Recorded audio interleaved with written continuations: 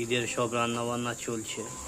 এখানে প্রেসারে মাংস সিদ্ধ হচ্ছে, আর এখানে সিমুয়ের সব দুধ জাল দিচ্ছে। এদিকে এলাচ দারচিনি সব থেতো হচ্ছে। আমার বউ আবার হাতে মেহেন্দি করেছে। ওই রেডি হয়ে গেছে। মাংস কষা হচ্ছে, প্রায় হতে যায়। মাংসের কালারটা এখনো আসবে। আর ওইদিকে পায়েস হচ্ছে।